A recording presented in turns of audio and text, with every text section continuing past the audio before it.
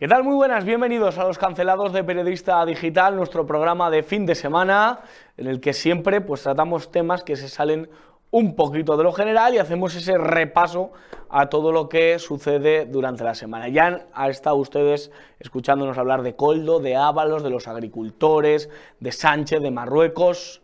Joder, se acumulan los temas. Pero hoy vamos a hablar del 23F porque ayer fue una fecha muy señalada en la historia de España. Conocemos toda la verdad de lo que han denominado intento de golpe de Estado. Conocemos quiénes han sido los malos y los buenos. ¿Qué trajo consigo el 23F? ¿Por qué se produjo el 23F? ¿Quién lo permitió? ¿Quién lo aupó? Todos esos detalles los vamos a comentar hoy en Los Cancelados, y para hablar de ello me acompaña un abogado de referencia absolutamente, buen amigo y camarada, Juan Manuel Cepeda. ¿Qué tal? ¿Cómo está usted? Buenas tardes, Josué. Aquí encantado de estar contigo, siempre en esta trinchera. 23F siempre se suele preguntar dónde estabas entonces, ¿dónde te pilló el 23F? Pues fíjate, es curiosísimo, nunca se me olvidará esa fecha porque ese día acababa la carrera de Derecho.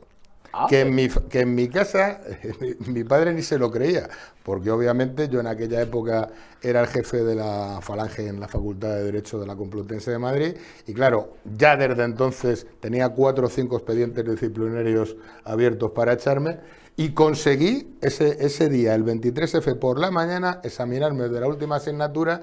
Llegué a casa, llevaba 3 días sin dormir. Me eché a dormir y de pronto, como a la hora y pico, 2 horas, mi padre, muy alborotado: Juanma, despierta, que están dando un golpe de Estado. Y yo pensé, digo, es la alegría de mi padre que por fin va a saber que su hijo acabó la carrera. Y no, y yo dije, papá, déjame. Y no, y era verdad, y era un golpe de Estado. Te levantas, no sé, ¿dónde acudes? Me levanto, me pongo a ver la televisión, como me imagino que hicimos la mayoría, los millones de españoles. Y luego, si quieres, lo conectaremos cuando hablemos de las posibles tramas civiles, claro, que no existieron, pero sí es cierto que a partir de las 9 o 10 de la noche empecé a recibir llamadas de camaradas que si llamaban un poco al banderín de enganche. Obviamente, esas primeras llamadas, que fueron cuando todo el mundo no sabía lo que pasaba, a medianoche ya se cortaron absolutamente, porque ya la gente se dio cuenta de realmente qué es lo que estaba sucediendo. Mitos del 23F. ¿Cuál crees que son los principales mitos de este acontecimiento? El principal, mira, aquel lunes 23 de febrero, en España lo que sucedió fue la segunda gran borbonada del siglo XXI, ¿no? Perdón, del siglo XX. La primera, ¿cuál fue? Ya los Borbones en la historia de España pues han llegado a estas situaciones. La primera, ¿cuál fue? Pues el abuelo Alfonso XIII con el general Primo de Rivera, que hicieron algo parecido a lo que luego quiso hacer el rey Juan Carlos con Armada y con la mayoría de la clase política española. Recordemos además similitudes históricas. En el momento que Alfonso XIII se da un autogolpe de Estado junto con el general Primo de Rivera, hay una situación en España muy peligrosa. Estamos en guerra de Marruecos, miles de soldaditos españoles muriendo por nada. Empiezan las grandes huelgas y lo que podemos llamar el entonces terrorismo anarquista, sobre todo en Cataluña. Y nos encontramos con una España que prácticamente tenía un sistema semifeudal.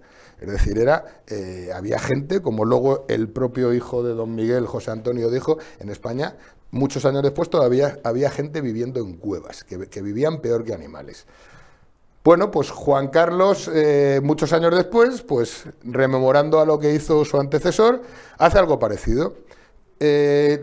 Intentan dar un golpe de Estado en el cual Juan Carlos es colaborador absolutamente necesario. Increíblemente, ese golpe de Estado no prospera, pero del mismo el único que sale beneficiado, o el más beneficiado, es precisamente él. Son la suerte de los Borbones. ¿Qué es lo que ocurre? En España nos encontramos también en otra situación límite. ETA matando día sí y día no. Y matando desde soldados, desde guardias civiles, pero también a generales y a tenientes generales. Una situación de crisis económica brutal. Es un poco la transición del régimen franquista al nuevo régimen demócrata liberal, en donde bueno, pues se pasa de una economía absolutamente controlada a una economía de libre mercado, y ahí se empiezan a ver las consecuencias, con independencia de que además ya Europa nos empieza a imponer ya el pago para entrar años después en lo que entonces era el mercado común. Y sobre todo hay un tema muy claro.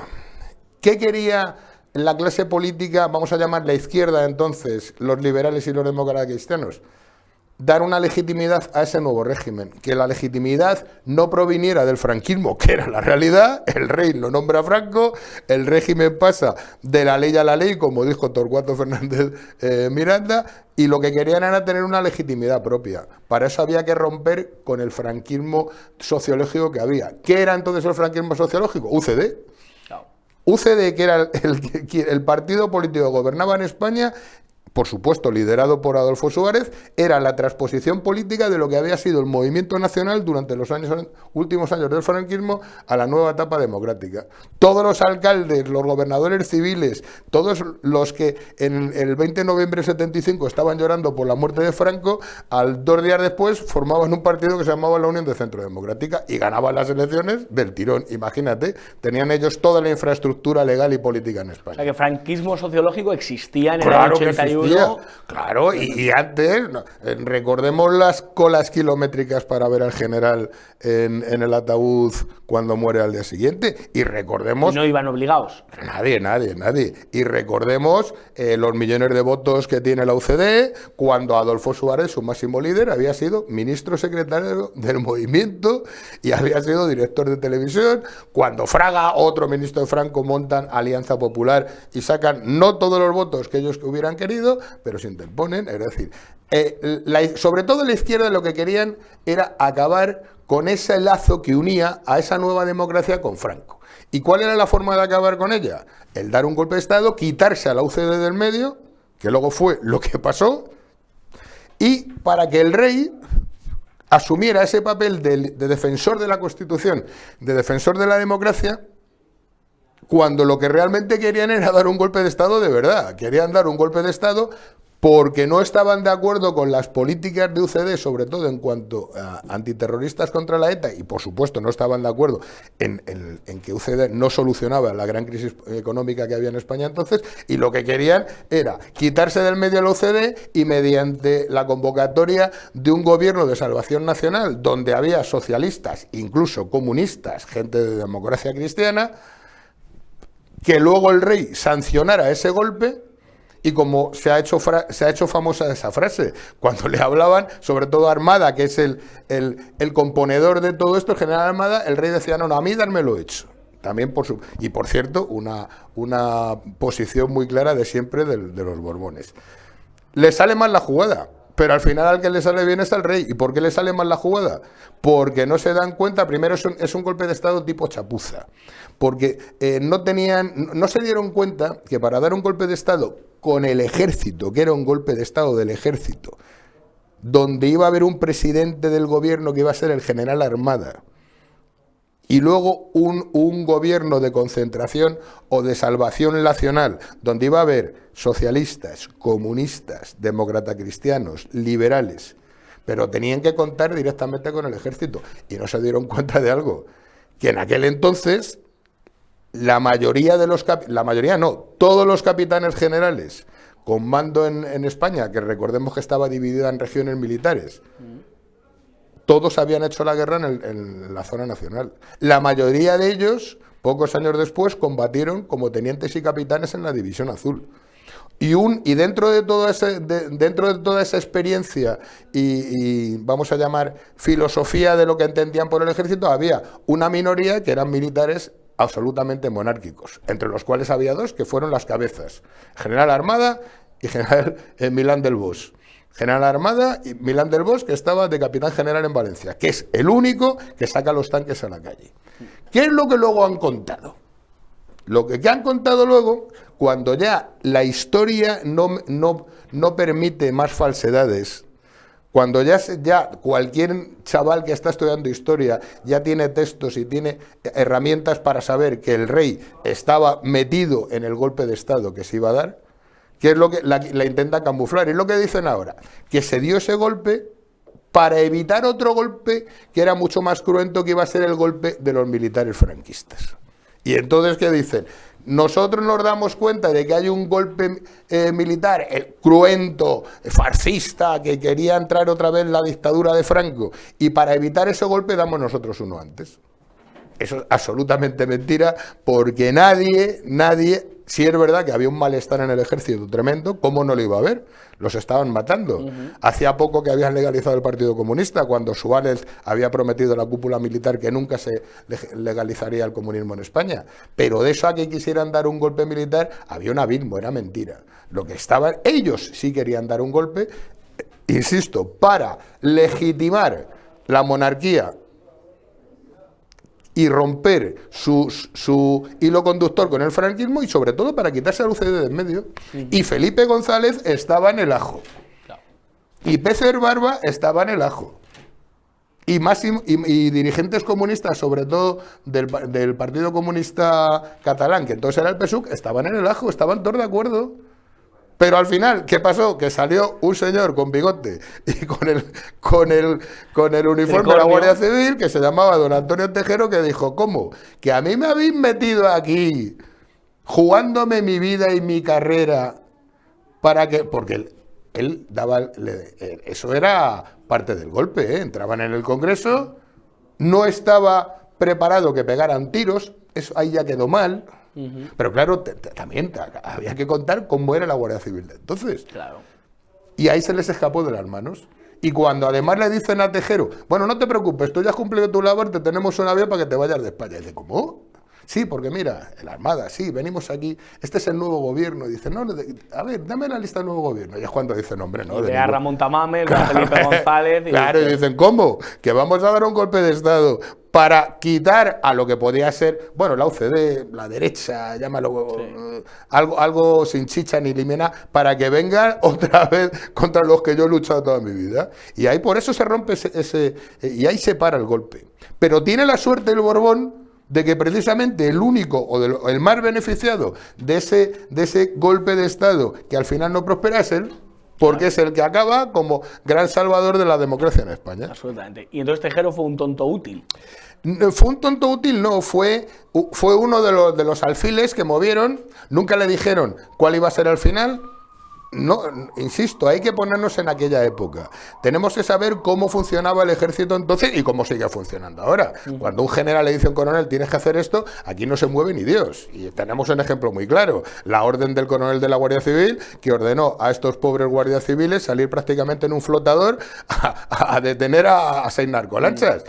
Y nadie, y fíjate, y había un capitán de por medio, y ese capitán, que es el que ordena a la Guardia Civil salir, ni en ningún caso pensó en protestar por la orden. Entonces, muchísimo menos. Claro.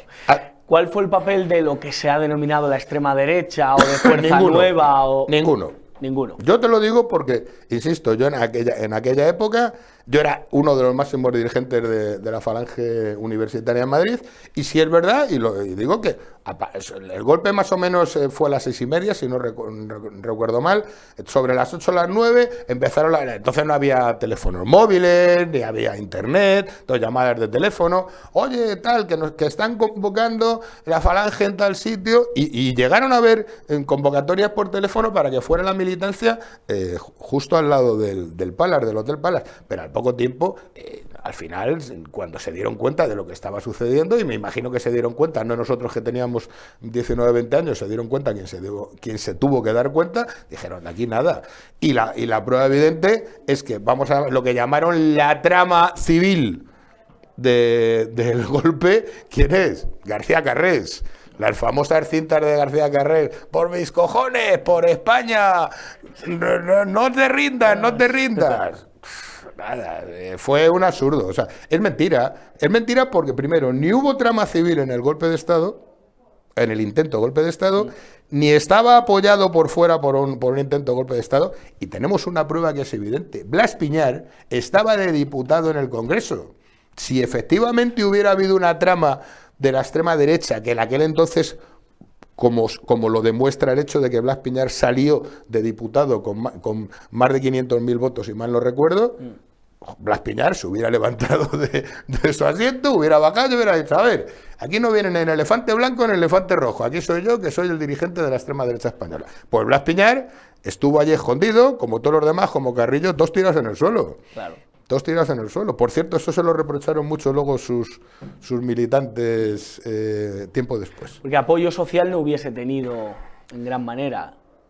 No, es que no era un golpe de Estado a la antigua usanza, tipo siglo XIX. Era eso, es que era una maniobra que fue muy chapucera, que lo que querían era quitarse el medio de la OCDE, dar una nueva legitimidad al rey y sí, y de alguna manera traer una dictadura semimilitar para parar a ETA. Eso estaba clarísimo.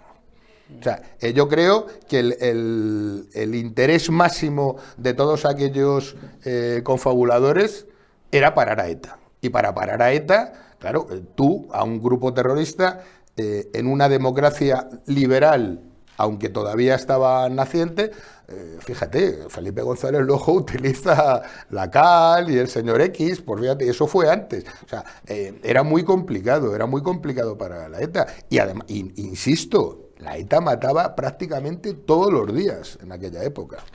Y 23 años después del 23F, ¿cómo ves a España? ¿O qué análisis se puede hacer? Fíjate, 23 años después... 43 años después, bueno, perdón. No, 23 no, 40 y tantos años después, pues desgraciadamente lo que entonces se consolidó como lo que iba a ser una democracia real, una democracia que trajera a España prosperidad, etcétera, etcétera, bueno, pues no.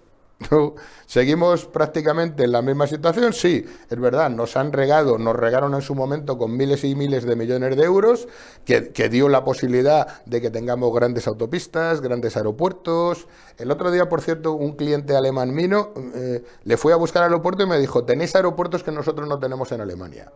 Y me dijo, no os preocupéis, ya os pondremos en vuestro lugar. Claro, es decir, ¿que España ha evolucionado? Claro que ha evolucionado. ¿Que no vivimos igual que en la España del siglo pasado, de los años 70? Gracias a Dios también. Pero que hay un paro galopante mucho más que entonces, por supuesto. Que hay niños niños con hambre, con los índices de pobreza infantil, que entonces no había, por supuesto. Se ha ganado en libertades civiles, entre comillas, y se ha perdido en libertad individual. Yo recuerdo en aquella época, tú ibas por la Gran Vía a las 4 de la mañana y aunque fueras borracho o no borracho, nadie ni te atracaba, ni te pegaba, ni te insultaba. Ahora tú date un paseo, y tú vives muy cerca, date un paseo por la Gran Vía, y la Gran Vía, estamos hablando de la Gran Vía, no estamos hablando de barrios periféricos de Madrid, a las 12 o la 1 de la noche. Y lleva un móvil en la mano o enseña un billete de 5 euros. Es decir, y todo esto, y que no se me malinterprete, con eso no quiero decir que con Franco se veía mejor, ni muchísimo menos. Pero precisamente ese avance que debió de darse para conseguir unos objetivos tanto sociales como políticos como económicos, no se ha dado. Y al final lo que se ha creado es una casta parasitaria de políticos que viven de esto, que son decenas de miles que viven de esto, cientos de miles de funcionarios puestos a dedo y que al final, pues ya estamos viendo cuáles son las consecuencias. Y las consecuencias, pues, hoy lo has visto, el coldo el pájaro todos estos pájaros que salen de un lado y salen del otro. Sí, sí, absolutamente. O sea, salen del PP, luego salen del PSOE y depende de quién tenga el gobierno, bueno, pues sale, se lo llevan muerto, nunca pasa nada, la Guardia Civil investiga, pero luego llegan a un juez y luego, pues, los jueces ya estamos viendo lo que pasa.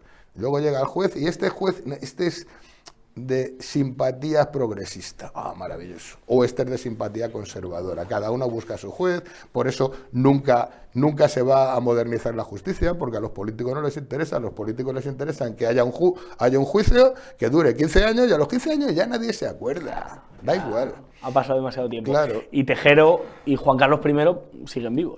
Tejero sigue vivo, ya muy mayor, Juan Carlos I también, y fíjate, y podemos estar hablando ahora como estamos hablando del Borbón de esa manera, porque afortunadamente también ese manto protector que tenía el rey Juan Carlos y la familia real en general, bueno, pues ha ido cayendo, pero ha ido cayendo no porque los periodistas, en los cuales no te meto en ese saco de periodistas que son, como decía el José María García, abrazafarolas y mamapatrias y esto, no, porque la mayoría de los periodistas no es que digan, es que fíjate qué valiente soy que he ido a por la monarquía y ahora critico a la monarquía, no, es que el propio rey Juan Carlos, en base a sus sinvergonzonerías, ha permitido, como no podía ser de otra manera, que ahora se saque lo bueno, lo malo y todo lo malo que ha venido haciendo durante todos estos años.